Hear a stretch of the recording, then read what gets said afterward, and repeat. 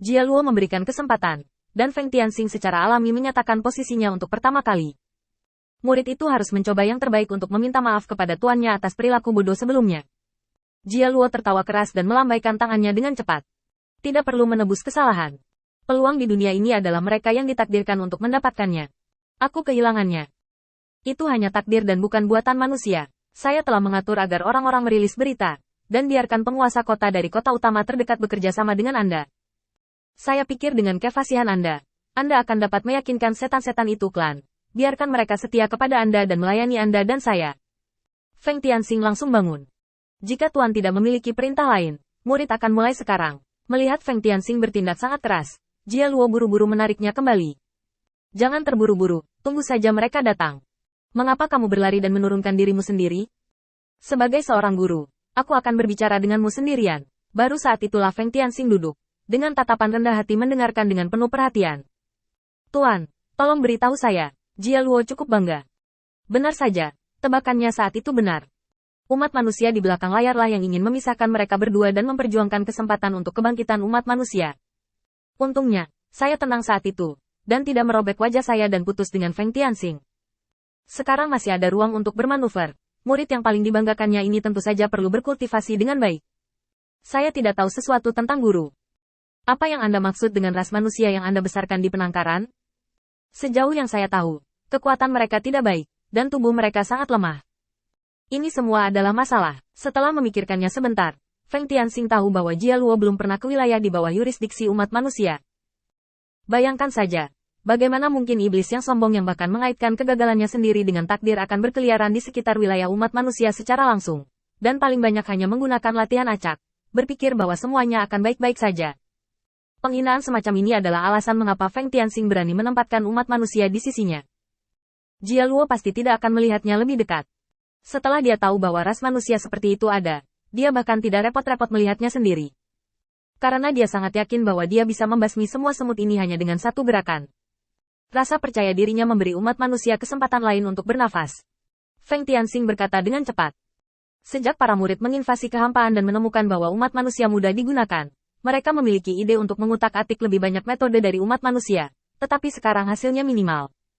Ras manusia ini belum tumbuh, atau belum mereka dapatkan adapun warisan ortodoks, para murid masih menunggu kesempatan. Dengan kata-kata Feng Tianxing, Jia Luo merasa lega. Adapun kebangkitan umat manusia, dia tidak peduli sama sekali. Dia sudah lama mengetahui bahwa umat manusia memiliki gagasan kebangkitan, tetapi Feng Tianxing sama sekali tidak mungkin. Dia hanyalah iblis yang baru lahir lebih dari 20 tahun yang lalu. Tidak mungkin melakukan kontak dengan umat manusia.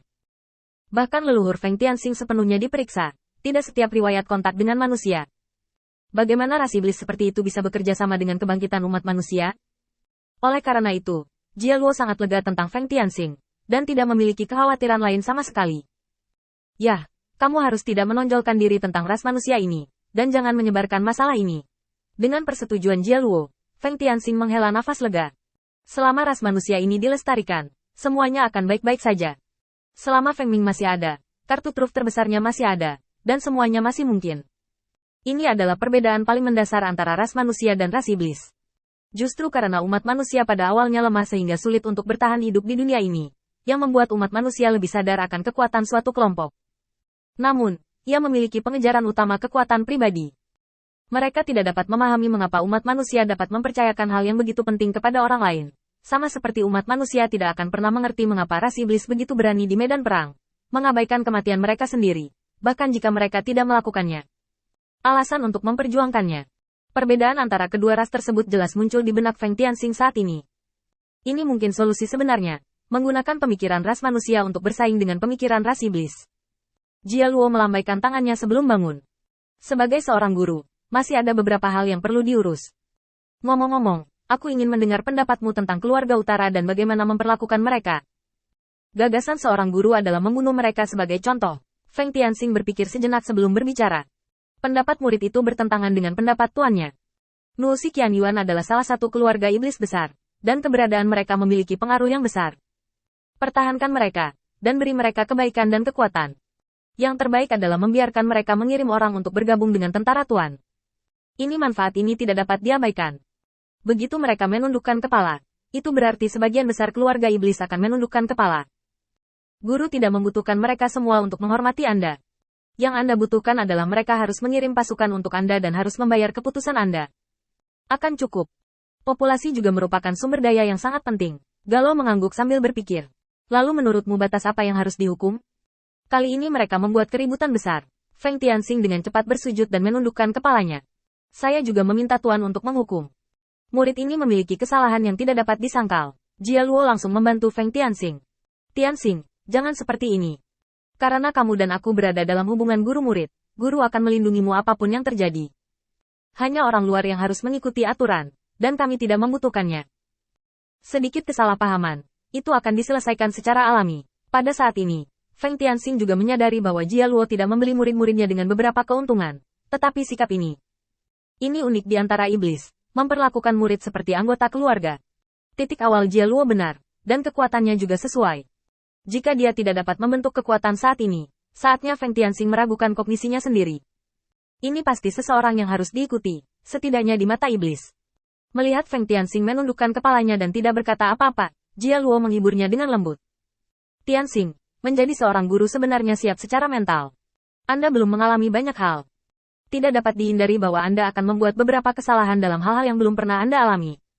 Tetapi sebagai seorang guru, Anda tidak akan pernah menyalahkan Anda. Menjadi seorang guru akan menjadi dukungan terkuat Anda. Di masa depan, pasti akan ada panggung bagi Anda untuk menunjukkan kekuatan Anda. Sehingga semua iblis di dunia ini akan mengingat nama Anda. Dan Anda akan menjadi pahlawan mereka. Saya punya firasat yang akan terjadi. Feng Tianxing mengepalkan tinjunya. Jika Tuan memiliki perintah, murid tidak akan pernah menolak. Jia Luo melihat bahwa dia hampir berbicara hari ini. Dan suasananya ada. Jadi dia mengulurkan tangan dan mengeluarkan jimat harimau dari sakunya. Ini adalah jimat macan dari pasukan yang akan saya bangun. Berapa lama waktu yang dibutuhkan iblis ini untuk dilatih secara menyeluruh? Saya ingin meluncurkan serangan balik melawan kehampaan dan menghidupkan kembali keagungan iblis saya.